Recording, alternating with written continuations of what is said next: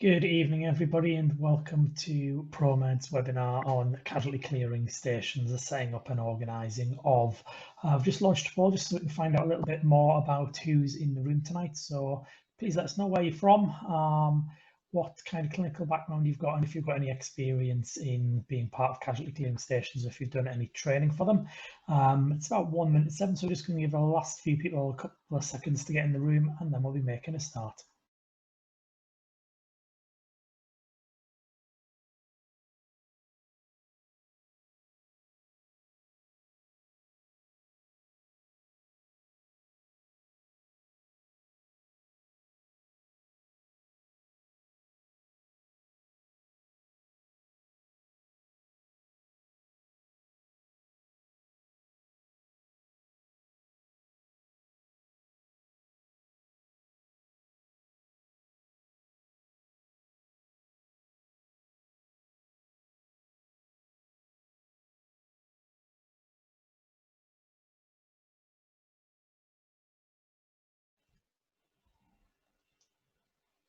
And good evening, everybody. Welcome to ProMed's webinar on casualty clearing stations. We'll be looking at how they're set up and how they're organised. My name's Matt. I'm a qualified teacher of PGCE, completed my MINS training last year and 4 years prior. I'm a FREC 4 clinically with a degree in biomedical sciences, and I've worked in events including crowd safety, security, event safety and medical since 2006, producing various medical and crowd safety and event safety plans for anything ranging from 50 to 280,000 people across a weekend. As you know, ProMed is providing these training courses free of charge to get everybody upskilled, but we do believe that everybody has a right to attend these in a space that's kind of free from bullying, and everybody has respect for one another. If you'd like to read our full code of conduct, that's available on our website, and the admin team has just popped that into the website. As you know, we are providing these courses completely free of charge. However, we do have some paid training courses available, which are available on our website, which is promed999.co.uk/training. We are running a level 3 FREC course at the end of August. That's going to be delivered over 3 consecutive weekends, and there's a copy of Ambulance Care Essentials included in that. We also have a FREC 4 course coming up very soon. That starts on the 8th of August over 3 weekends. There is a little bit of space between those weekends to allow for your consolidation of your knowledge and to complete your workbooks. Within that one, you will get your ambulance care practice book. We also have our next immediate life support course on the 20th of September. That's a Sunday, just one day. You get the Resus Council's immediate life support book, and that's £125. And if you are interested in doing your level 3 safe administration of life-saving and medications, which comes with a JR Calc pocketbook, that's £165 plus VAT, running on the 26th and 27th of September. As well as visiting the website to find out more information, you can just email training@promed999.co.uk, and we will be able to provide you some details and get you booked onto any of those courses. Okay, we've already gone through the code of conduct. So tonight's session, we're going to be looking at the difference between casualty clearing stations and rest centres. We'll be looking at how many casualty clearing stations you should have at an incident. We're going to look at where they need to be sited and any equipment considerations that we have for our casualty clearing stations. We're going to be looking at the infrastructure considerations for any prolonged casualty clearing stations. So if your incident's going to be there for a little while, we're going to be looking in a little bit more detail about what's going to be needed to keep those going. Same there for the staffing requirements. So what are the key roles and responsibilities for our staff in our casualty clearing stations? And we're going to be looking at that patient flow, that patient journey, because after all, everything that we're doing is all about delivering the best possible patient care. So our first thing is a CCS and a rest centre. So I'm just going to put a quick question up there because I'd like to know which group of people you would direct towards a rest centre. So would you be directing ambulance staff wanting a break? Would you be directing your priority 3 casualties after primary triage? Would you be directing the press and media when they arrive? Would you be directing survivors after they've been through primary triage, or would you be directing friends and relatives of those who may have been caught up in the incident? Just going to give everybody about a minute, just have a little think about that, select as many answers as you think is applicable, and then we'll have a quick review.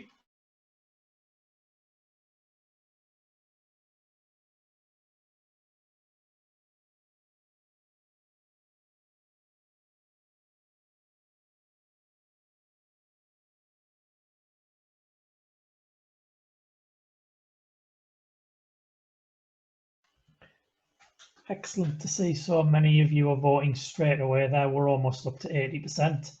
I did forget to mention, of course, our slides are available on the website. Admin team has just gave me a really big kick about that. You can just click that link and download them, or they are available on the web page if you want to go and grab them after the session. Just going to end that polling there. And I can see, I'm just going to share those results with you there so we can all see what the outcome is. So a number of you believe that rest centres are for ambulance staff on the break. A number of you are going to send our priority 3 casualties there. Survivors could also be sent there, and friends and relatives of those who may have been caught up in the incident could also be sent there. I can see a lot of people, a bit of a split opinion. Only a few people are going to send the press and the media, which is really good to see. What this means is we're not quite sure what a casualty clearing station and a rest centre is, and what their roles and responsibilities are. So first of all, let's take a look at a casualty clearing station. So the casualty clearing station is the focus where secondary triage and the treatment of casualties takes place at our incident. Now, a rest centre is otherwise known as a survivor reception centre. So depending on which documentation you read, generally if you read documentation from the police or the local authority, then you will see references to the police asked the local authority to open a rest centre. You know, the local authority opened a rest centre for the displaced residents. Certainly, that's the sentence that you'll find in the Grenfell inquiry, for example. In MIMS and in certain medical texts, you will see it referred to as a survivor reception centre because we've made a determination that they're a survivor, i.e. they're not injured. And what the rest centre does is it provides basic welfare needs for people. So it'll provide a basic amount of food, provide drinking water, provide sanitary facilities, and it will provide dry clothing if necessary. It'll also have some kind of light refreshments, perhaps.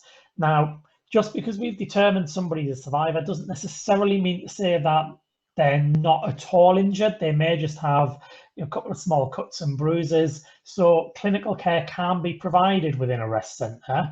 It's just not going to be a particular focus. It's going to be, we might stick a couple of technicians or lower qualified staff just to kind of provide that reassurance to those who are there, just in case anybody who appears to be absolutely fine suddenly decompensates. Those hands are there ready to deal with that and move that patient.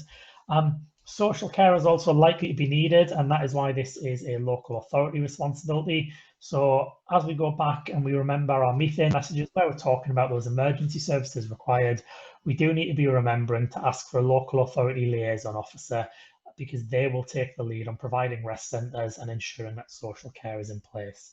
And there is one other area that we're going to talk about which doesn't quite fit those definitions, and that is a body holding area.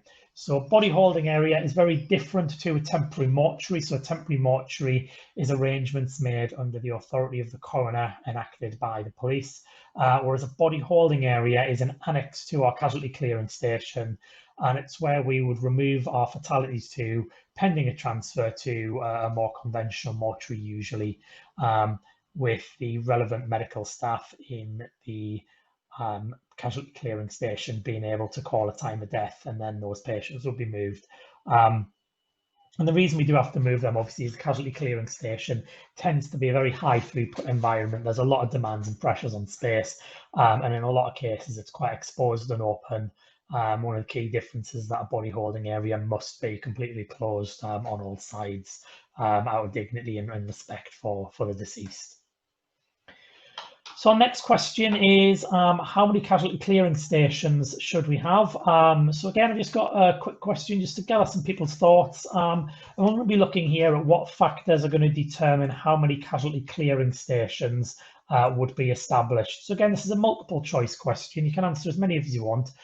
So are we going to be perhaps having different numbers of casualty clearing stations depending on the local geography, dependent on the size of the incident, the number of casualties we have at scene, the number of healthcare staff available at scene, or are we going to be kind of basing it on the number of tents or inflatables brought by the fire service? So if everyone just wants to have a little go at that poll, there's no right or wrong answers. Well, there are right or wrong answers, but I'd rather everyone had a go, see what people are thinking, and then we can always talk through it.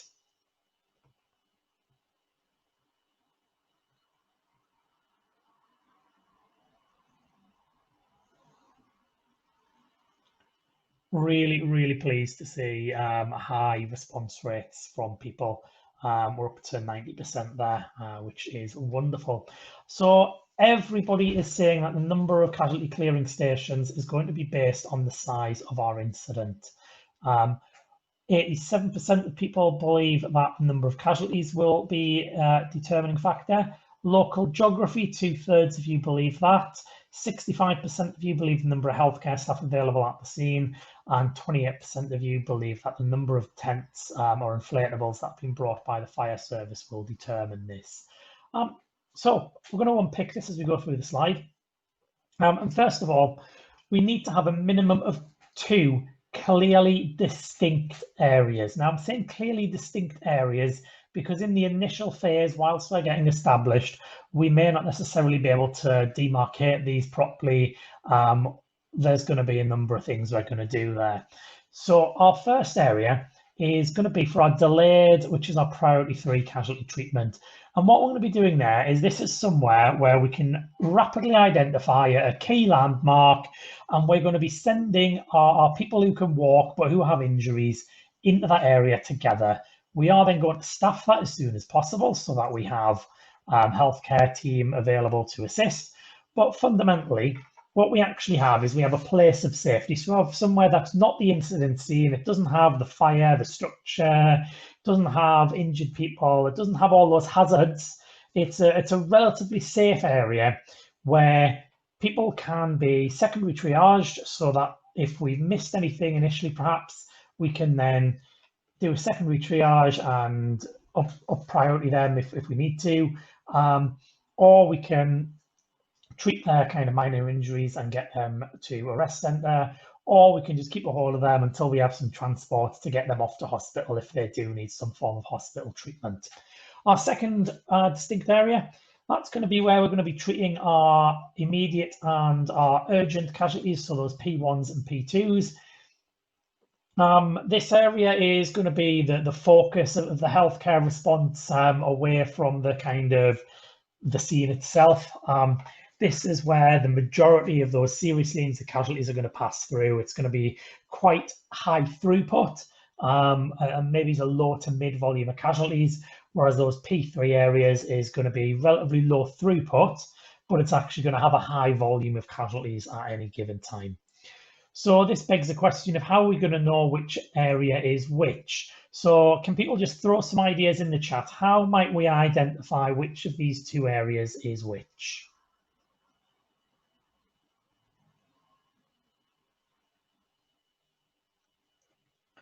So as we've got police really helpfully guiding those P3s, or we've got fire service dragging people out on their rapid stretchers or helping carry scoops, how are they going to know where to take them? How are we going to make it kind of obvious? Alexander, you're saying graphic signage. Paul, you're saying color-coded. They're both really good starts there. Well done. Anybody else got any other potential ideas? Michael Clarkson, coloured tarpaulins, location flags, and graphics. So absolutely, we're going to be looking at using some colours and some flags, perhaps. One of the most simplest things that we can do, coloured ribbons, Alexander, another good suggestion there. So one of the most simplest things we can actually do is take a triage tag, of which we have hundreds, and stick it on a stick or tape it to a wall, or just make it obvious by using our own triage tags. If we do happen to have some nice coloured tents, they come in different colours. We can, of course, have the coloured ground sheets. Anything that works. In terms of marking the entrances and exits, we will be using our green and white checkered tape, which denotes a healthcare situation. Just to make you aware, of course, blue and white hazard tape is denoting a police area, and that usually denotes the outer cordon. A yellow tape with black writing is again police, and that denotes anything that they've considered to be a crime scene. And red and white tape is used by the fire and rescue service. So in the context of an incident, this would be the inner cordon essentially. So we would always use green and white for marking the CCS, entry exits, ambulance parking, loading areas, because then everybody knows that's healthcare. The other thing we might want to do within the CCS, so we now know which CCS is which is the front and which is the back, but how are people actually going to know what's going on inside? What can we do really quickly and easily? Any ideas in the chat?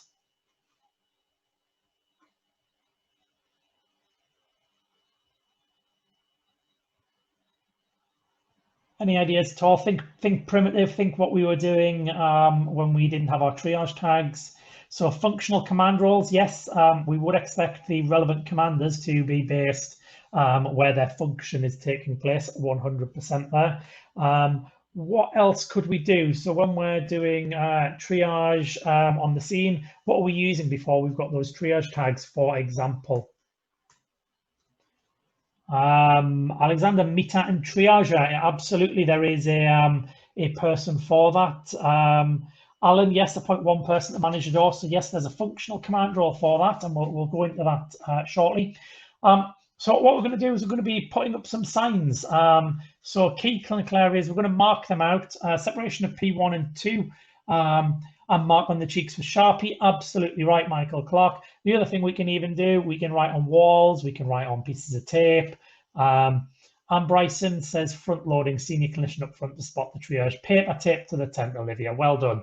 So we're going really simple. You know, we don't have to have those kind of triangular signs that have got the little tripod and you pop it up and you've got this little three-sided sign and, you know, you stick it on the ground. We don't have to do any of that.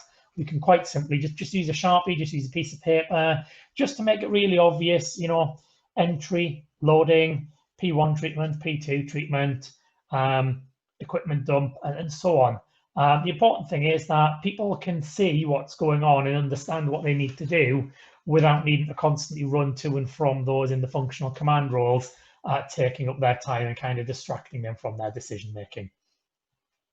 We're going to be looking at citing a CCS now.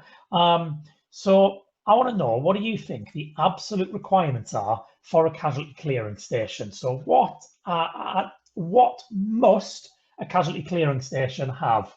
Does it absolutely need shelter? Does it absolutely need power and lighting? Does it absolutely have to be safe? Does it absolutely have to have color-coded labeling? Does it absolutely need to be next to a road? And does it absolutely need to be inside the inner cordon?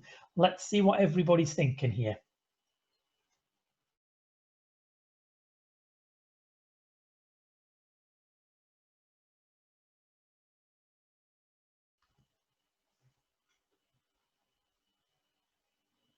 Okay, seeing some really good responses there, and again we're up to 80% really quickly, so thank you everybody for participating tonight. The interactivity makes it a lot better when I can't see many of your faces. So let's just have a little look at those together. So what we have is we have 95% of people saying it needs to be safe. I assume the two people who didn't perhaps have some kind of military or ballistics or firearms kind of background. Shelter is what 63% of you think we need. 30% of you believe we need access to power and lighting. And there's a little bit of people, 5 or 6, believing it needs to have color-coded labeling next to a road on inside the inner cordon. So the absolute requirements for a casualty clearing station, according to Major Incident Medical Management and Support, is that it must be safe. And that's it. The casualty clearing station must be safe. Everything else is a nice to have. Unfortunately, I didn't have time today to dig out the pretty pictures that I've seen of the shooting in Los Angeles on a nice, bright, sunny day where they literally have just thrown some coloured tarps on the ground, and that is their casualty clearing station. It looks wonderful. It's exposed to all the elements, but there's no reason for it not to be. Everybody's already seen the shooting. They're evacuating everybody a different way. So shelter is nice, but it's not what's needed. So that's our minimum. That is the first thing we're going to do. So the first thing we're going to do, if we just go back and remember what is the purpose of the CCS, it is a focal point for secondary triage, and it is a focal point for casualty clearing and treatment. It doesn't need to have any jazz. It's not a mini hospital at all. It is just that focal point. That's all it's there for. We would ideally like it to be adjacent to our ambulance loading point, so we're not needing to move our patients a great deal of distance after we've stabilised them before we have them on some kind of vehicle heading off to their hospital or otherwise placed treatment. So for those who don't know, an ambulance loading point is where an ambulance or other transport, for example, a helicopter, a train or a boat, would collect casualties from the casualty clearing station and transport them to hospital or other healthcare facilities. So the ambulance loading point is always downstream from our ambulance parking point on the ambulance circuit. And aware that I've just thrown some more technical terms in there. So the ambulance circuit is a one-way flow, which starts at the outer cordon. It runs past the ambulance parking point, past the ambulance loading point, and then exits again at the outer cordon. At no point should that be going within the inner cordon, because the casualty clearing station in an ideal world should be just outside the inner cordon itself. Our casualty clearing station in our ideal world would also be somewhere close to the incident site, and that's because we don't want any long journeys for our patients who've yet to be stabilised. We want to try and get them treated as soon as possible. So sometimes it does have to be a compromise. If we can't necessarily get ambulances too close to the incident, you're kind of debating, well, is it better that we have the casualty clearing station close to the incident site? And that might be the case if we're getting patients out there who, you know, really do need that stabilization before they can even move. But equally, if we've got patients who are perhaps just trapped and we're stabilizing them while they're trapped, and then they'll be able to make a 5-minute kind of carry, then we could have it closer to the road. So it's a dynamic decision. It's something you do when you get there. And as Alexander Flack has just pointed out, it's just going to be a taped off area when we get there. And of course, it can be moved in the early stages of an incident, in that first kind of 5 minutes when people are arriving. But once you kind of get established, it can't really be moved all that easily. We're potentially going to be looking for any natural shelter or buildings. If we look back at 7/7 in London, there were a lot of shops, there were a lot of cafes which kind of donated, you know, their shop, their cafe, whatever it was, to keep people safe. If we look at the Great Heck train crash or the Selby rail crash, however you know it, they used a barn. A farmer's barn was used just up the embankment from where the crash happened. They used that as the casualty clearing station. And there's other instances across the country where they've just used kind of what has already been there, because actually that's the best thing. It's easier to use what's there. So in terms of siting them, if we look at the size of the incident and the geography of the incident, which we alluded to on the last slide there, train crashes more often than not tend to end up with 2 casualty clearing stations, because access to the railway, patients will self-evacuate from both sides of the train. And then obviously there's this great big ruined train in the middle. So if they evacuate on the right-hand side in the direction of travel, and all the ambulances arrive on the left-hand side in the direction of travel, we can't say to those self-evacuating casualties, you know, climb over the train, or, you know, would you mind just walking 600 meters around the front of the train to come around this way because the back's all blocked up. So in that case, we would look as a responding team to make our way around or find an alternative access route.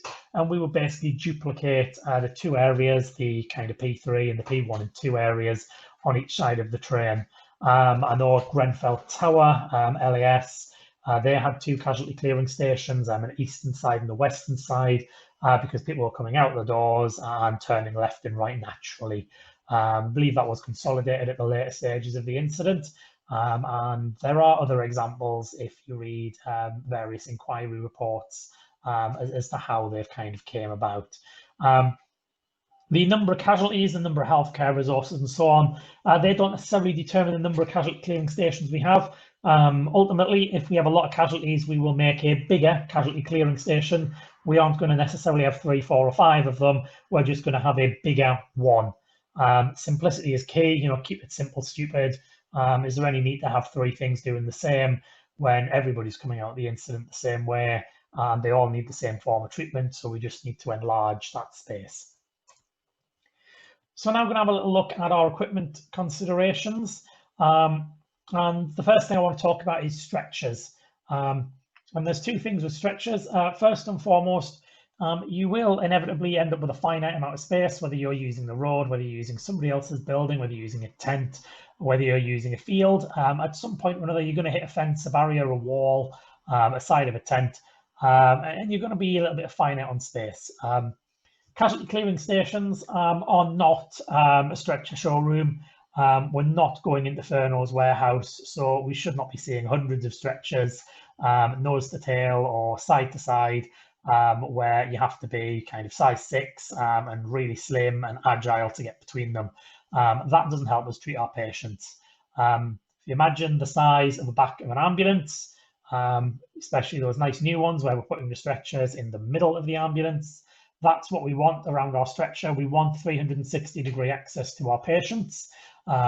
We want to be able to move around so that we're treating patient number 1 and patient number 2 who's on the next bed can have a doctor and a nurse on each patient between those 2 stretchers who can comfortably move without knocking into each other and potentially causing harm to those patients. So it's really key that we make sure we don't overload it. It's not a mini hospital, it's not a hospital corridor. And if we cram stretchers in, all we're actually doing is we're taking the patient, the very poor patient who was trapped at the incident scene, we've extricated them, and now we've basically trapped them in a casualty clearing station that nobody's managing. It's not good for the patient experience, and it's even less good for the healthcare provider experience trying to actually treat them. So with our stretchers, we want the 360-degree access. And who can tell me most important considerations for treating any patient? Throw it up in the chat. What is the most important consideration we will have treating any patient?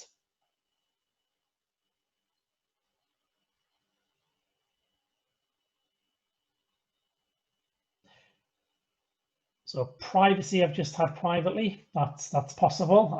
In a major incident, it's a little bit more difficult. Olivia, absolutely stabilising those P1s. Michael Clark, ABCs. Nick, keep safe, promote recovery, safety, timely evacuation from Madam Foster. ABCD, Nick, John Bowser, safety of self. Alexander Flack, maintain their airway. Anne Bryson, at a basic level, it's preserving life and mobility. Rob's, ABCD, Mark, safety. So we're all getting there. So we are going to be doing our kind of danger and our airway, breathing, circulation, and quick evac from Stephen.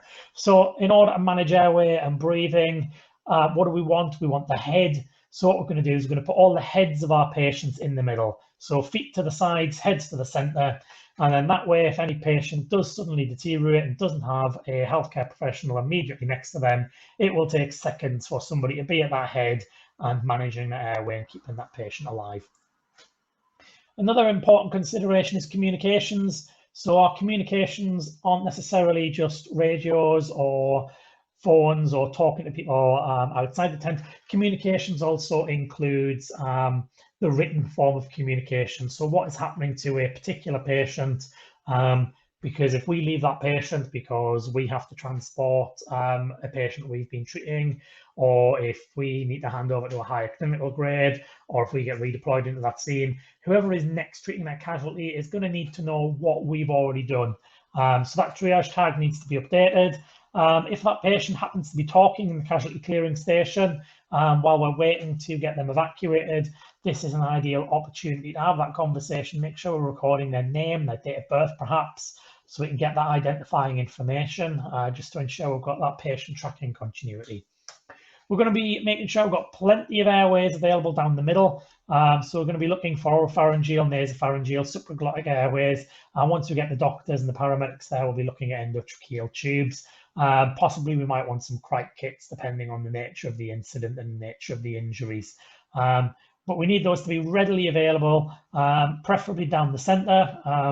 A method that I've personally seen is where people put primary response bags down the middle, and they open the airway and the breathing pouches so that you can literally just dive in and grab what you need. Other places have one of those bags underneath the stretcher of every patient. Depends on what exactly you're used to setting out. But these are kind of conversations that you should be having with your teams early on in the days, especially if you're an event medical provider and you have a first aid post.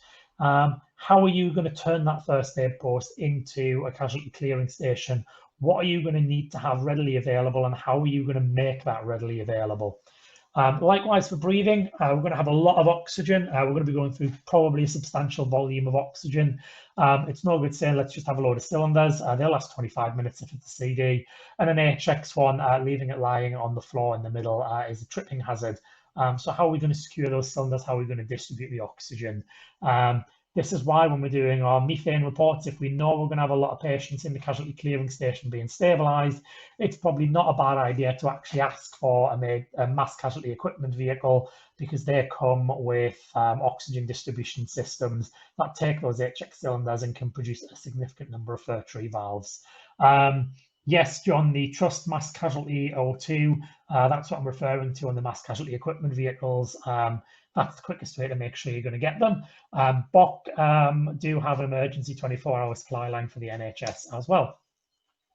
We're going to be moving on to circulation. So once we kind of get up to our paramedics, doctors and nurses levels, we're going to be making sure that we've got cannulas available, cut down kits, interosseous kits, the appropriate dressings, the appropriate flushes, any giving sets and anything that we need to give drugs through them. Perhaps not necessarily just in a line down the middle, but they need to be in a very clear, very easy to find place. They need to be readily accessible by size. So that if a doctor is saying, you know, get me a wide bore cannula in there, then we're not kind of faffing around looking through a pouch to go, oh, hang on, which one's the wide bore? They just need to be very quick, very easily laid out. The other thing that we need to make sure we have is defibrillation. And I've deliberately said defibrillation, not cardiac monitors, because they're not staying for very long. The goal of this is to get them stable and moved on. Yes, we might want a cardiac monitor on them for transport, but much more important in a casualty clearing station is a couple of AEDs, maybe 1 or 2 cardiac monitors, but it's not a bad idea to throw some AEDs in there, because then even those who aren't necessarily familiar with different bits of kit, certainly your hospital practitioners will use different defibs to the LifePack 15s perhaps. They might use the Philips Heart Starts in hospital, different equipment, different, you know, people are looking at it, figuring it out, whereas everybody knows an AED, turn it on, wait for it to tell you what to do, press shock button if it tells you to press shock. Much more radiant proof, much quicker to learn in a particular situation. And again, it means that first aiders can kind of deal with the CPR, deal with the defibrillation, and those kind of with a higher skill grades can focus on that advanced life support, sorting out the airway, sorting out the access and giving those drugs. We're going to be looking at disability as well. So do we need to immobilize? So are we going to have some orthopedic scoops ready? Perhaps we're going to be bringing them in from the scene already, so they might be pre-immobilized. Collars are in and out of fashion, so depending on your trust policy in the area as to whether you need to do that per se. But most importantly, in the casualty clearing station is we are going to be assessing these patients. We are going to be doing a full secondary survey. Certainly, if there's contamination, we're going to be removing clothing very rapidly. So we need to make sure I've got blankets, make sure I've got a mixture of foil blankets and those cellular blankets. Just make sure that those patients, if we are exposing them, are able to stay warm. Their privacy and their dignity is going to be maintained. And then we're going to look at the kind of wider infrastructure now. And the wider infrastructure that we're going to be looking at is that shelter. So shelter is nice. Absolutely, if we're going to be there for more than a couple of hours, I would like to see some shelter for people. Whether that is our inflatable tents, whether that is our kind of pop-up wire mesh tents, whether we decide that actually from now on casualties are now going to be sent under that car park instead of being in this open space, and then we'll move the equipment as and when. However we choose to do that, if we've got a prolonged incident, it's going to vary on the incident and what we have to hand. You know, it might even be that we nominate a volunteer to stand over a patient with an umbrella if it's raining in the early stages. But shelter is absolutely consideration. Yeah, close to KFC or Domino's. Well, we'll let the police and the fire brigade sort that one out, shall we? If it's going to get dark if we arrive, and it's already dark, light's going to be a key consideration. In those early stages, vehicle headlights make a wonderful thing, as does your lackey or zero responder holding your torch above your patient's head for you. Fire service tend to have some kind of light available on most of their appliances, and certainly the incident command units of all emergency services tend to have some kind of telescopic pole with some kind of nice bright floodlights. But again, if we've got access to a building, just a simple case of asking somebody who knows where the light switch is, and then we've got that kind of in hand as well. Size, so we might start off small, just dealing with the patients that we've got. But as more patients come out of the scene, it might be that fire managed to stabilize and lift something or break a particular window, and we've gone from having 3 or 4 casualties, all of a sudden we've got 24 casualties. So we need to make sure that the casualty clearing station, as we become more established, has sufficient size to cope with any influx of patients. And again, this is what the command structure is going to be doing. So they're going to be taking information from the forward incident officer and the primary triage officer, getting those numbers. They're going to be matching them off against the casualty clearing station officer and the secondary triage officer. And if there's an imbalance, they're going to be passing down to the casualty clearing station officer and going, just so you know, we've still got 40 or 50 people trapped at scene. What can you do to make sure we've got that in hand? Heating and cooling is a vital consideration. So if it's in the winter, we're going to be needing to make sure that our patients kept warm. Likewise, as it gets dark, that tends to lower the ambient temperature. But also if it's a really hot, baking, sunny day, and especially if we're putting darker coloured structures up, like that lovely dark ambulance green, it absorbs sunlight and it makes the inside of a tent absolutely sweating. If you've ever worked in one, you'll know what I'm talking about. So cooling is something. Again, this is where we make friends with the water fairies.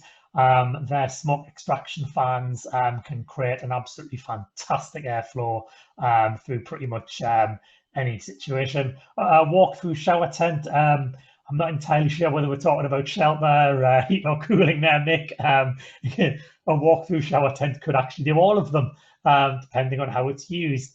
But we do just need to kind of have in the back of our minds that if we're going to be there for a little bit of time, that we do have heating and cooling. And I've just seen as well, RayNet, if we have no comms, especially if it's really prolonged, RayNet can provide a comms solution to casualty clearing station. Also, so can fire. Fire appliances don't often turn up fully staffed, especially on larger incidents where multiple pumps are running out of a station. They tend to have 2 or 3 spare radios, and if you ask them really nicely, channel 7 or 8 will be magically made available for you. Make absolutely a run-through shower tent, so a running sports event. If people are quite warm, bit dehydrated, then having a shower, I'll cool them off and potentially start that rehydration process as well. So we're now going to be looking at the staffing requirements. So we're going to start off looking at the functional command roles. So these are bronze level, these are operational roles, these are the doers in the command structure, if you will. And our first one, obviously, is the casualty clearing station officer. Now, this person comes from an ambulance background, and they're kind of more concerned with infrastructure. They're concerned with nuts and bolts. They're concerned with, you know, have we got equipment? Have we got, you know, shelter? Have we got everything marked out? They're kind of really, really operational. They're really focused on anything that's not a patient, to be quite frank. And they're going to be supported by a casualty clearing station officer medical. And that person is a doctor with a medical background. Perhaps they work in a hospital in the emergency department or a major trauma centre. Perhaps they volunteer for their local basics or similar scheme. And their role is going to be focused on overseeing the clinical care of everybody in that casualty clearing station.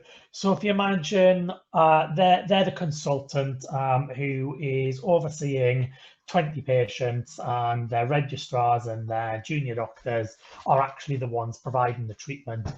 So the medical casualty clearing officer is that one who is overall clinically responsible, and they're going to set the scene, set the strategy as to how they want that objective delivered by their medical team. We also have the casualty clearing station lead nurse. Now, this is a rarely used title, but the role is a very common role. People do it quite often. It is so essential. They are basically the sister of a high throughput, 20, 30, 40 bay ward. They are on it. They are allocating nurses to patients. They are looking after all of the controlled drugs in the CCS. Obviously, they've not got a locked drugs cabinet, so they're the target for your local drug dealer almost. But they're the ones who will be getting everybody to sign the book when they take drugs to give them to a patient. They're the ones who will know how many ampules are currently in that room.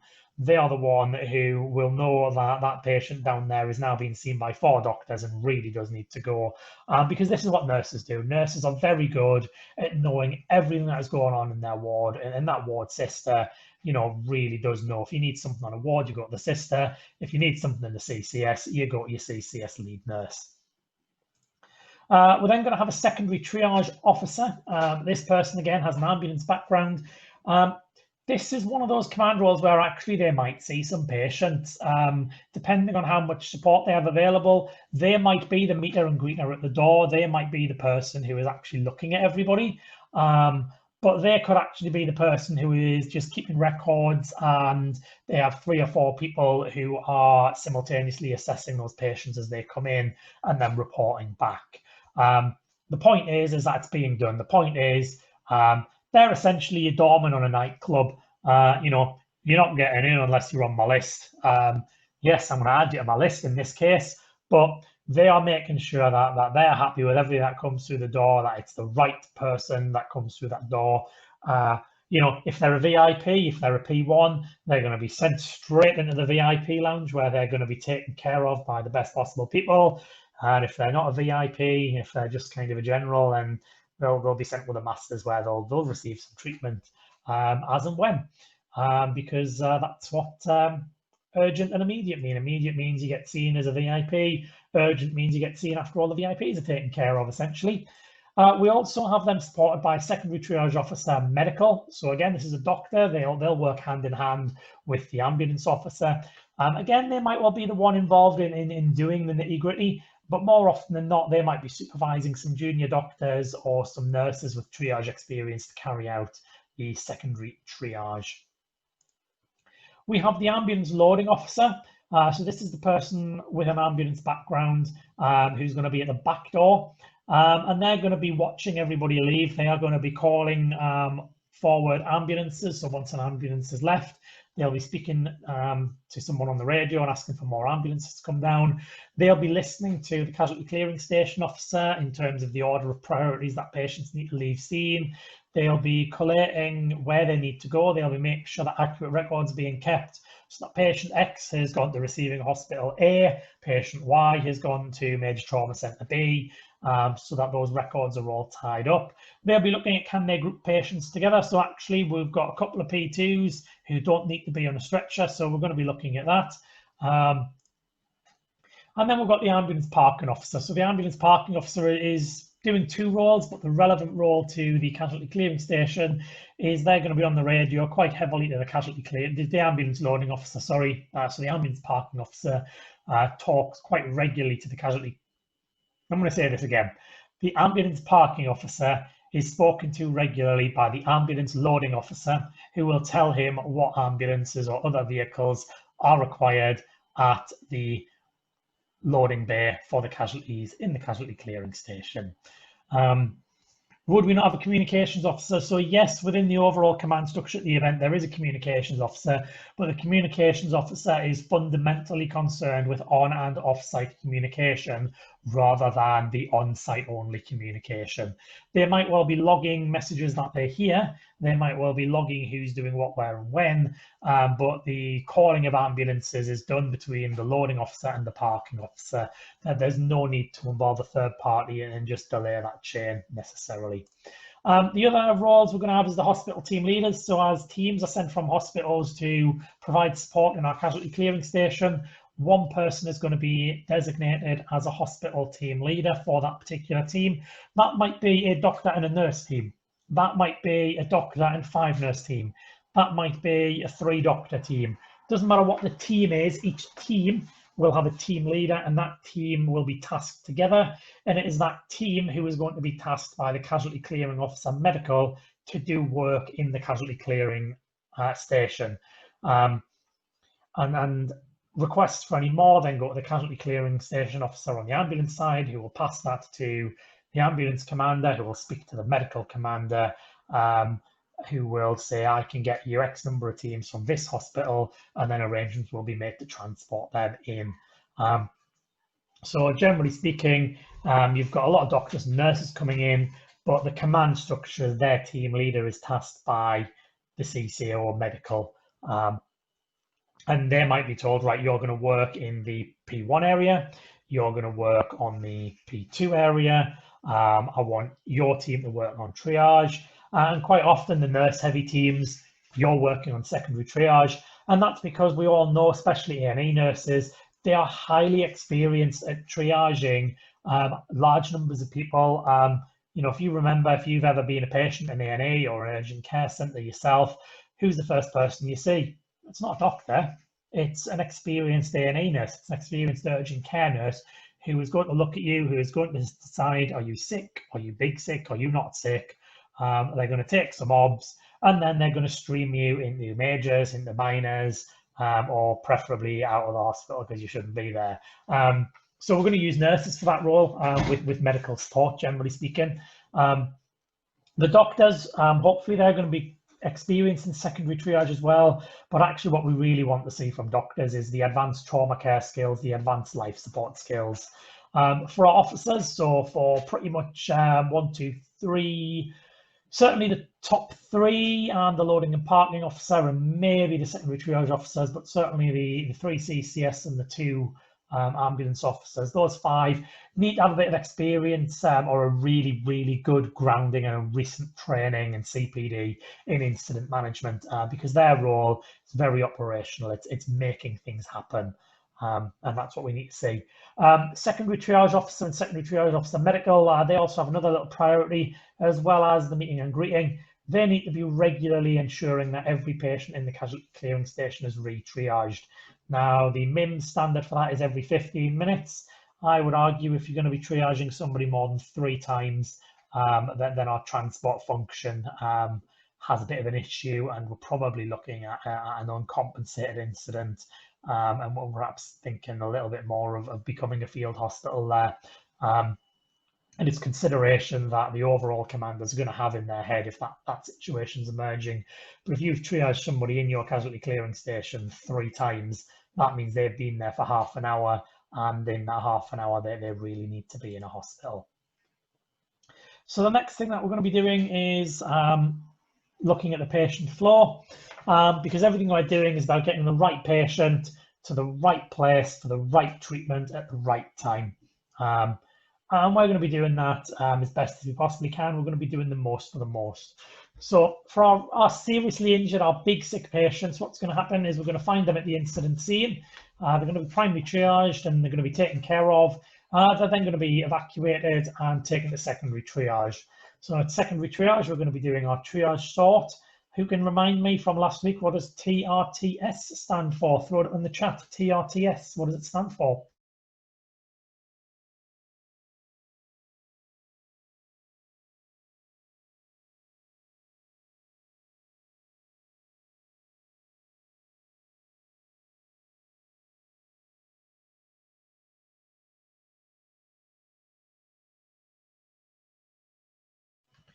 Well done, Michael Clark. Trauma revised triage score. So the TRTS is our triage sort that we do.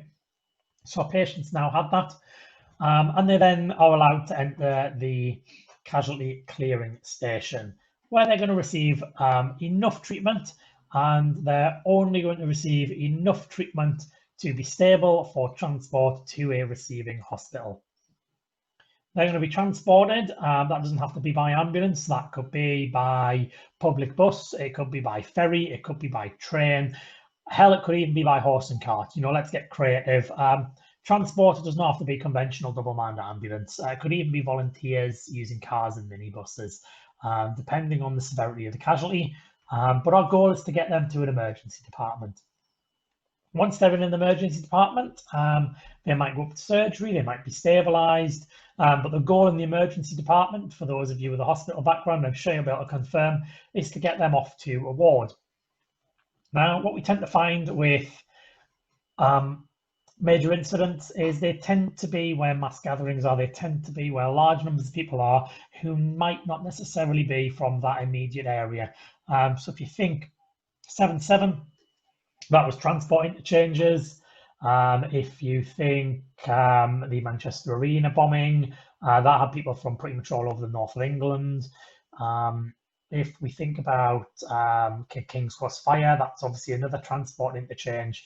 And then the targeted areas, of course, are areas where people congregate, and that means they're not going to be from the local area. So what the ward then wants to do is get them shipped off to their local hospital near where they live. So the district general hospitals generally, they also have their part to play in this. So that could be a secondary transfer. And then ultimately, once we've managed to do that, the end goal for everybody is, of course, discharge to home. So hopefully every patient we see gets discharged to home at some point. But of course, some of them may well be a fatality and would end up in a mortuary. And to the undertakers, you know, it's only fair that we do say this, because ultimately, with the best will in the world, it is a miracle if everybody does survive these incidents. And as professionals, we do need to be prepared for these situations ultimately. Another potential patient flow for patients with less injuries. Again, start of that incident scene, they also have primary triage done to them. They'll then be secondary triaged whichever casualty clearing station they go to. So if it's a minor injury, they'll go off to the P3 casualty clearing station, or that safe area that we've identified. And then you never know, we can potentially discharge them from home. We might have them in the casualty clearing station because they've got a bit of a lack on their arm, nothing too deep, something the paramedic can look at, maybe steri-strip, or it might be that we allocate some doctors and nurses to the casualty clearing station because we have some people with incisions or lacks that just needs a bit of gluing or just needs a bit of wound closure. And rather than sending 50 people to, you know, sit in a hospital waiting room, the decision's made that we have a nice, clear, sheltered, safe area that's well lit and it's a suitable environment to do this in. And that's something that we decide to do there. It might be that it is just a truly minor injury. What we thought was an asthma attack was actually a panic attack, and they've been sat down with their friends and they've calmed down. So we've moved them to Survivor Reception Centre or that rest centre. And they're now all nice and relaxed, and we've had a look at them again and we've decided we can discharge them. So within our patient flow, why do we think it's important that we record the names and addresses of all patients where possible? So at some point in our patient flow, why is it going to be important that we record the names and addresses of all patients where that's possible? So are we doing that so that we can write to their GP, give them a lovely letter and say, Jane Smith was involved in a major incident on Thursday, the 23rd of July. Is it for the police because they might be witnesses and they are going to want to knock on the door and take a statement? Is it so that we can pop them a little letter in the post and say, you know, patient advice and liaison service, how did you think your treatment was at the major incident? Did the paramedic live up to your expectations? Would you let that doctor treat your family and friends? Or are we going to be doing it so that we can track the patient from the scene right through to discharge?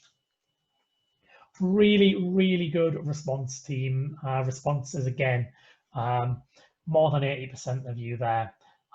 So 95% of you are saying that we're doing this to be able to track the patient from scene to discharge. That is one of the main reasons. Name and address, I think address is getting a little bit too far for that, because actually if we've got a name, a gender, a date of birth, and a triage tag number, we're going to be able to track that patient from beginning to end. In fact, we can do that on the triage tag number as long as nobody is using any duplicates to triage tags that they photocopy to save a bit of money. But generally speaking, within healthcare, we take a name, a gender, and a date of birth, and that gives us a fairly strong chance of a unique record. 74% of you said for the police as they may be witnesses. Absolutely right. This is the main reason why we want the name and the address. because they were involved in that incident, there's a strong likelihood they witnessed something. They may not actually have witnessed the start of it, but they actually will have witnessed the incident unfold, and the police might want to know what happened. But if an inquiry is called by government, the inquiry could perhaps be interested in hearing their views, even if they feel they only had a small view or didn't see anything. Adam Foster, good to maintain some form of contact for the mental health support following a significant incident. Absolutely right. And we are going to be looking at the psychological impact of traumas and major incidents in a later webinar. Mick Murphy relies on effective patient survivor tracking system. So yeah, absolutely. At some point in the overall chain of that person being a patient, we are going to want to know who they are, because somebody's going to be concerned about them, and we are going to need to reconcile those resources. And if you do attend our webinar on patient tracking through major incidents, we're going to be looking really, really deeply into how all of that comes together, what the vital parts are, and how we can supplement that and help reunite people. Alan has just messaged privately saying that he recommends that we should always carry our prescription repeat receipt because it contains your name, address, NHS number, and a drug list.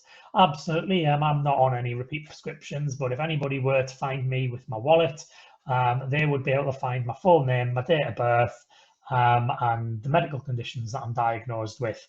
If you get my phone and you swipe it and you press my medical information, it will tell you my name, my blood group, and my medical conditions, and it will give you the option to call some of my in case of emergency contacts.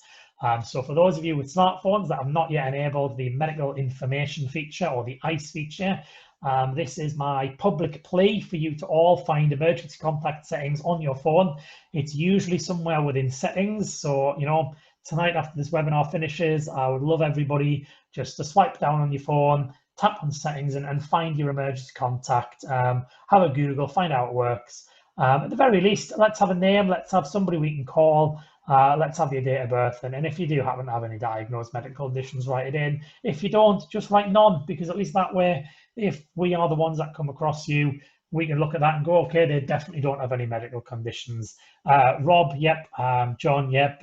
Good idea. Yes, I can see quite a few people. Rob, thank you for telling me there. On the iPhone, it is in the health app if you have the health app. Yep, somebody's messaged me privately to say that you can get a 100-word inscribed red plate for the back of your phone with all your details. I know the Samsung phones are generally glass backed, and you can do that as well. That just leaves me now to tell you that if you'd like a CPD certificate, you just need to do what you've done every week and email webinars@promed999 with your full name. If you are signed into Zoom with some weird and wonderful names or a different email address, please include those so that we can match you against your sign-in record, because we are verifying that you have actually attended, and we do email the digital certificates within 3 business days. Tonight's webinar, as you know, has indeed been provided free of charge, and we would therefore ask if you could leave us at least 1 review. So we are on Trustpilot, we are on Yelp, we are on Google, and we are on Facebook. Admin team are just trying to copy and paste those links for you right about now, so they are now appearing in your chat. Click on one of those for us, and please leave us some feedback. We're going to go into the Q&A just as we do. I'm just going to launch our little feedback poll. I'm going to remember to do it this week, so please let us know how you think the session went, and would you recommend them to any of your friends or colleagues. If any of you has any questions, please just hit the participants panel and raise your hand. If you type in the chat, I will answer them. I'm just going to have a little scroll through and see what's there. If you want to ask a question verbally, just raise your hand, give me a wave or something, and we will ask you to unmute yourself. So let's just have a little look through these questions. So Anne said earlier, if the event is planned and a mass casualty situation arises, all of this should be pre-planned in the risk assessment and strategic plan. Absolutely right, Anne. I believe it's in 2 weeks' time. We are going to be doing the event planning process for event medical providers. Things like that are going to be covered in that, so that people know what they need to be doing. The green guide and the purple guide do include quite a lot of this. Absolutely, well said, Neil. And interesting that so many events run without any doctors or nurses. I think that one token doctor is enough to satisfy the risk assessment and organisers when it's very clear that in the situation we're discussing, multiple people of varying seniority are needed. And absolutely, I mean, we can't necessarily assume a major incident is going to be happening on every incident.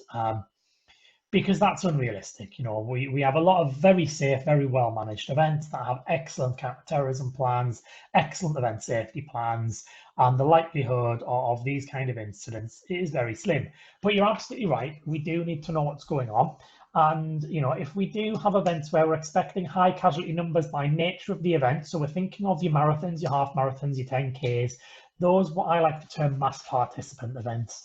You should have those people of seniority or of different clinical background and perhaps, you know, the registrants. But where have they came from? You know, we see across the industry, doctors and nurses come from hospital wards, surgical wards or long stay wards. And they don't quite have the acute to the emergency and the pre-hospital experience that really good first aiders and excellent paramedics have. So we need to be kind of having these discussions with them. We need to be getting those people trained. We need to be getting them onto CPD opportunities like this. And we need to be having discussions at the beginning of our events. We need to have those discussions and we need to find out from people, okay, if this were to happen, here's what we're going to do. Your role is going to be, you know, the doctor in charge of running this casualty clearing station. You're going to be the medical commander because you've got a little bit of pre-hospital experience. You're a basic volunteer. I know that you're a sister on acute medical, so you're going to be on casualty clearing station lead nurse. I know as a nurse, you regularly come out on events, so you would be on nursing commander. Those conversations need to be happening, if not before an event, they absolutely need to be happening in that morning briefing so that everybody knows who's going to do what in an incident. It is far, far, far too late for an incident to happen and then have all these people around going, what do I do? What's my role? Who do I need to go and talk to? Because we're wasting time, you know, that those patients deserve our care. And Bryson, how do we deal with event organisers who erroneously believe that the bare minimum staff are all that is needed? So I use several different strategies. The purple guide is an excellent one, but again, if they believe the bare minimum staff is required, are they going to be paying £25 plus VAT to find this out? Probably not. So I will, you know, these days, bring them on Zoom. I will open my purple guide subscription on a screen share, and I will let them read and digest. I will even give them control of that screen and let them read and digest it at their own leisure, so I can go and make a cup of tea quite often. If I'm going to a meeting with them, I'll have the laptop. Sometimes I even print one off. You know, obviously we're not supposed to share the purple guide, but sometimes we do have to get the message through to event organisers. And if we know in our heart of hearts they're never going to pay £25, it's, you know, I consider it a bit of a moral dilemma, but I always come down on the side of, do you know what, I'd rather give them a printed copy of it to keep, and it might actually open their eyes. It's only the medical chapter I give them, but if it opens their eyes and it gets a better, safer level of care, and those customers are looked after in the right way, then I believe morally that I've done the right thing there. You know, I pay my annual subscription, and I've gifted annual subscriptions to others as well, especially people, students and trainees coming up in the industry, because ProMed does like to kind of give back and give people opportunities. Other things we do, we ask them to look at their insurance policies. What does your insurance say?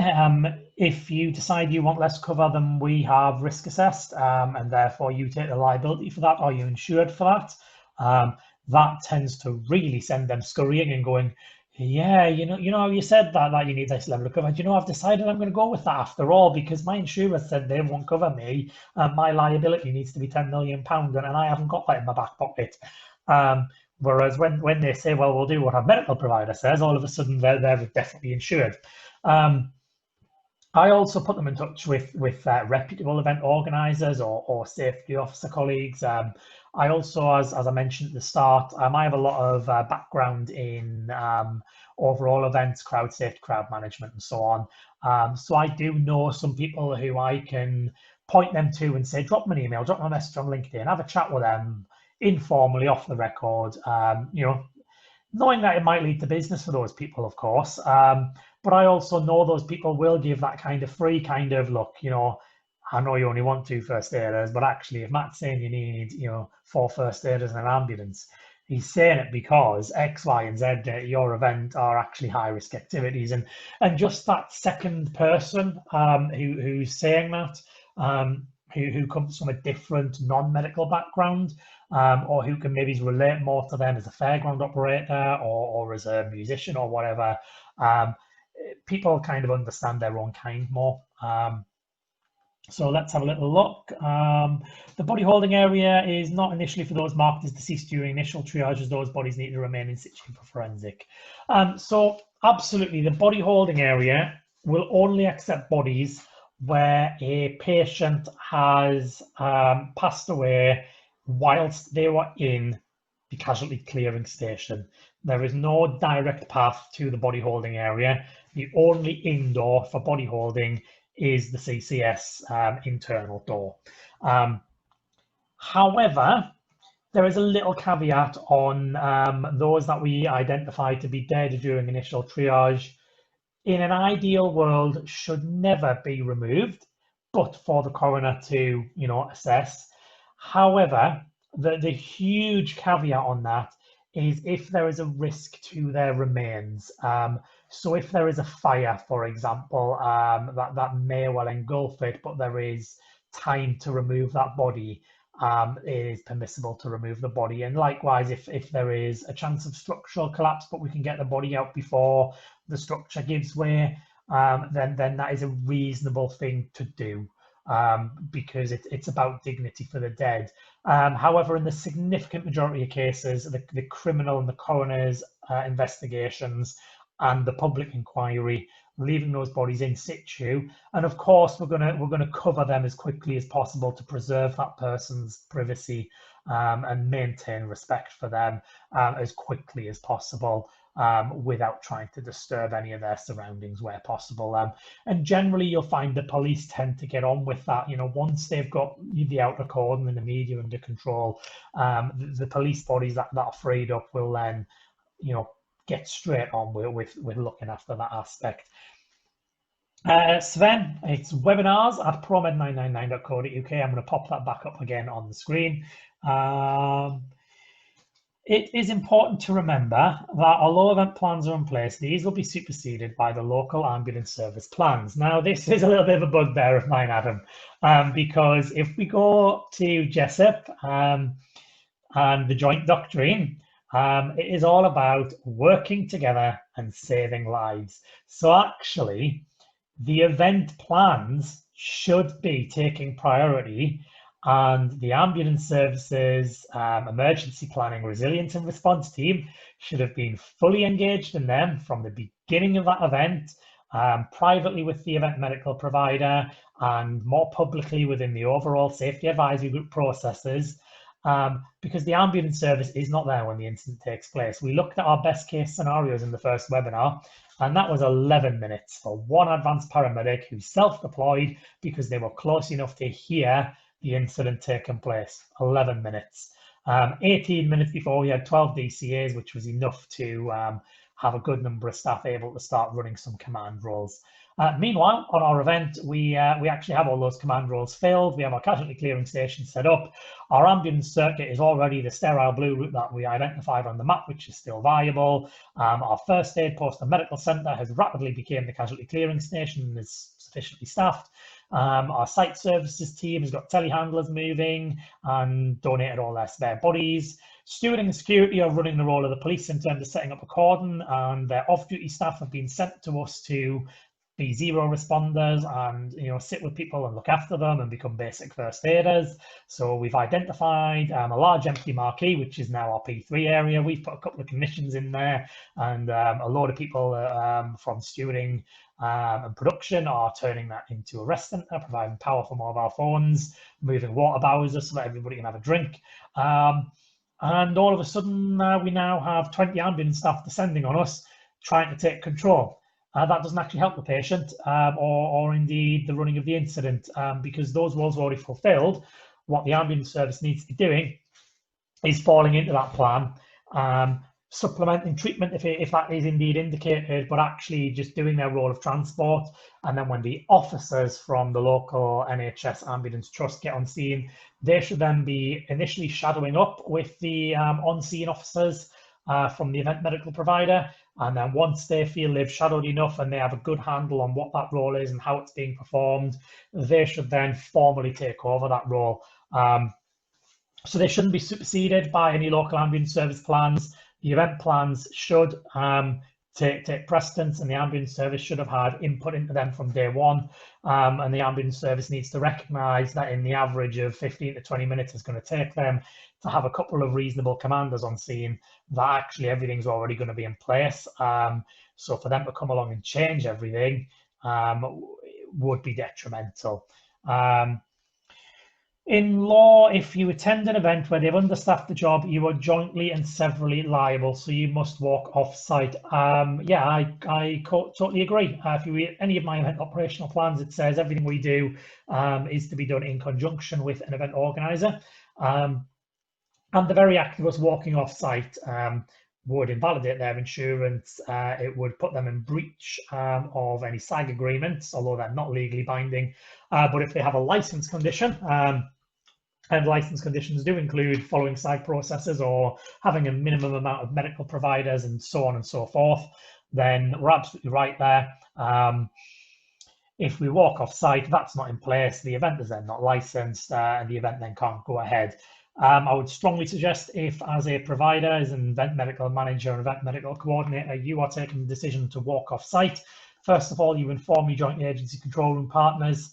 And if an agreement can't be reached with the production managers and promoters, then you need to be following that straight up with a phone call, firstly to the ambulance service to let them know you're not there, and secondly to your local authority licensing team and your police licensing team, because I'm absolutely certain they would be very quickly attending that event and making sure the gates remain closed. Lisa, event medical providers do indeed need their own insurance. They should, as a minimum, have public liability insurance, which should include products liability. They need to have professional indemnity insurance for their professional activities and advice they're carrying out. They should have medical indemnity or medical malpractice insurance to cover any kind of mistreatment or malpractice by any of their staff. If they are directly employing people, or if they have people volunteering for them or doing work experience, they will need to have employers' liability insurance.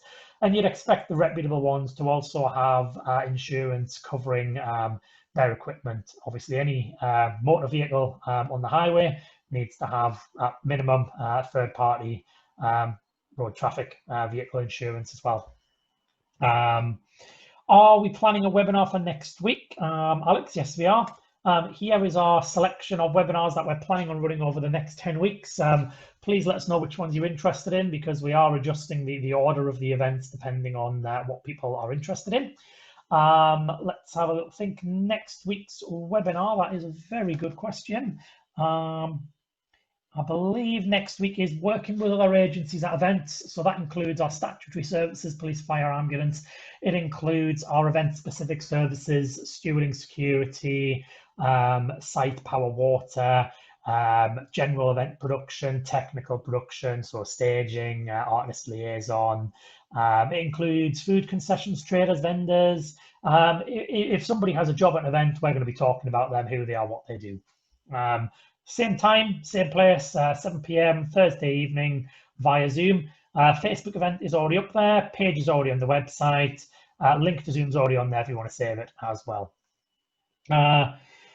So the green guide indicates the type of cover required for licensed sports stadia only. However, they have now, the Sports Guide Safety Authority have now acknowledged that the Green Book does indeed have best practices which can be applied across the events industry at large, but that their guidance does obviously need to be adapted if it is not a stadium. So it does help you find the level of cover required, and it certainly does give you the risk management and planning steps that you need to consider. And for those of you who are a ProMed client or ProMed member of staff, if you've seen any of my operational plans, the operational plans usually stretch to a minimum of 20 pages. The cover proposals that clients get before they've even accepted our quote, they're usually about 12 to 14 pages. And you will see exactly those steps. You will see exactly the matrices we've used as part of our risk assessment. You will see where we pulled the guidelines from, and you will see how we've came to the conclusion that we've came to, because we believe that event organisers and staff providing that cover need to actually understand the rationale and the basis for that. And we like to be challenged, we like to be scrutinised. We absolutely want to know, you know, if people think actually no, based on that, we would rather do this. Great, let's engage in dialogue about that. I know I have experience in certain things. I also personally know I don't have experience in things, and I will work with more experienced practitioners, more experienced planners when I recognise that. But I'm 30 now. I know that in 30 years' time, when I'm 60, I will still have the same attitude. I will still have things to learn from people, and that's why I document everything to the extent I do, because it gives people much more confidence and ability to challenge. So Adam, when it comes to an inquiry, is expected that the management of the incident will be handed over? Yes, you are 100% right. It would be expected that the management of the incident will be handed over. And if you've not watched the first webinar, which is the initial actions at major incidents, please do catch it on YouTube. It is on our YouTube channel, video number 1. It's about not having lots of handovers. So there is no value in an event medical coordinator who is operating at silver level and has been operating at silver level for 11 to 12 minutes, handing over to the first crew on scene. That first crew on scene could be a double ECS DCA. It could be a technician RRV. And that person could have only had their mandatory what to do if you're the first on scene at a major incident training. 10 minutes later, an appropriately senior NARU or MIMS or AACE trained officer or JESIP trained officer could turn up and say to the first crew on the scene, right, tell me what's going on. Well, so-and-so handed over this to me, told me all of this. Right, what have you done? Well, I've stayed in my ambulance as I'm told to, but I think things have changed because it doesn't look like what I was first told. Right, okay, who did you get your handover off? Him over there, he said he was now going to be the forward incident officer. Right, so who's running the incident? Well, you are now, sir. We're trying to avoid that. So yes, 100% in a major incident, the event organizer and the event safety management team will ultimately hand over primacy, but they are not going to be in a rush to do that. The event security team is not going to immediately give primacy to the police, even if the police were on the outskirts of the event. They're going to welcome police officers in, they're going to welcome police commanders into the control room, they're going to thank them, but they're probably still going to take 5-10 minutes for that police officer, that police commander to look around and go, right, okay, let's see what's happening, right, what's on those cameras, where's the staff, where's the incident, have you already got some cordons, right, let me get some staff there, right, okay, I'm now happy, I've got some staff, I know what you're doing, you've got some staff, I now will take primacy, signature on paper. And likewise, the event medical provider is going to wait for an ambulance commander to come in and get assimilated with the situation, understand what's already been set up and put in place, and they're going to wait until that ambulance commander actually says, right, yeah, I can see what you're doing, I can see what's staffed, my ambulances are running on circuit, and I've got a couple of staff now running the parking and the loading. I'm now happy to take primacy because I have some officers who can, you know, fall in with your guys, signature on a piece of paper. Email for certs, webinars at promed999.co.uk. So that's all the questions that I've seen so far. If you do have any more questions, you know, speak now or forever hold your peace. Just going to have a little look at the webinars that you've asked for. The popular ones are Emergency Services Command Roles, Incidents, and JESIP Joint Doctrine and Joint Decision Model. I can give you the date for the JESIP Joint Doctrine and Joint Decision Model. It is going to be a little bit of a wait for that one, but that one will be on Thursday, the 3rd of September at 7 p.m.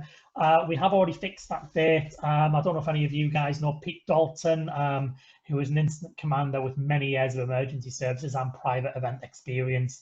He ran a webinar through Safe Events recently, and that's why we set our date, because there was a lot of people who wanted to know more about JESIP from the events world. So we invited all of them along, and you know, Pete Dalton said he's going to pop in for that one and give me a bit of a critique over whether I'm getting it right or wrong. So no pressure, Matt.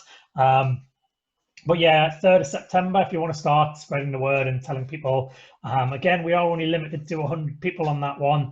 But if that one is popular, if we do get 100 people, I would consider doing a live broadcast. So spread the word.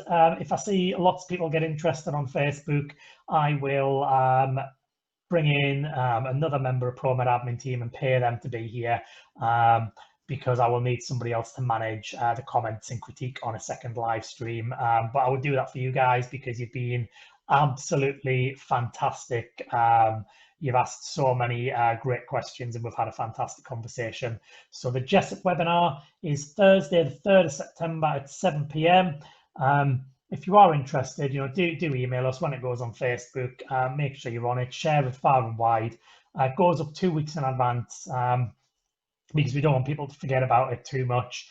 But if it is popular, you know, if I can see that, you know, we've got, you know, 200-300 people saying they're going to go a week before that webinar, then I will bring in somebody else, which will enable us to do a live stream and open up the audience a lot more. Neil, you don't need to book, just on Facebook if you like our Facebook page. I'm just going to make sure the admin team's just literally making those visible again now. Make sure that you like us on Facebook. You'll get notified when the event goes up, and yeah, do share it. If we can see it's definitely going to be busy, as I say, we will make it a live stream, but I do just need to know in advance for that one. I can see some people who are interested in doing a little bit of extra work. We'll hope that you can see from ProMed our ethos here that we are very keen on doing things right, on working with event organisers and statutory ambulance services from day one, and you know, doing everything in the correct way, doing it safely. We're doing these CPD sessions so we can see from you guys that you're obviously keen on your personal development and that you want to do things right as well. So if you have attended these webinars and you would like an application form to join Team ProMed, please email apply, APPLY, at promed999.co.uk. If you fill in the application form correctly, we'll guarantee you an interview. It will obviously be via Zoom these days, but we do work all across the UK. We do get event work. At the moment, very sporadically, I'm not going to lie, nothing in the calendar right yet, but that's COVID, because a lot of these driving events appear to be testing the water and haven't actually got any firm plans. They're waiting to see if they get enough customers before they actually make any firm plans, which I do understand in this current climate, but obviously that does limit the amount of work we have available. Just so you know, your other popular webinars, the psychological impact of major incidents, I was expecting that one. The different roles and remits of pre-hospital cares in the event sector is popular. Interacting with other services at events, which is next week's radio comms, protocols and demonstrations. Just going to say, for those of you who live within the Manchester area, you might well be able to do that one a lot more live. I will make the details available on the day of that one. If you're within the Manchester area, I might give you some listen-only details for that one. So once again, for those of you who are still here and have forgotten, it is webinars at promed999.co.uk if you would like your CPDs to it. We are going to verify that you're here, so make sure you include the name and email address as you appeared, and we'll get those out to you within 3 business days. So tonight's webinar has been provided free of charge, so please do leave us a review on Trustpilot, Yale, Google or Facebook.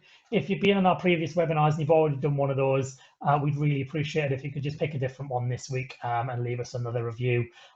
We have seen around about 40 or 50 reviews from the last 2 webinars combined, and your feedback has been amazing. Obviously, some people have gave us little suggestions to improve on. We'll hope that if you're back, you have seen us take on board those suggestions and improve them. John, really sorry I'm speaking too fast. You do actually have an option in Zoom that says go slower. Please, if you think I'm speaking a bit too fast, hit up go slower and I will slow down. I'm going to knock my video off in a couple of minutes and mute myself. That'll give you a little bit of time to have a look through the chat, click on any links you want to click on, make any friends that you want to make any friends with just before you go. Going to leave that up. We're going to make sure we save the chat and save all of our polls. But this is your last and final call for any questions. Going once, going twice, and gone. Thank you very much and have a good evening.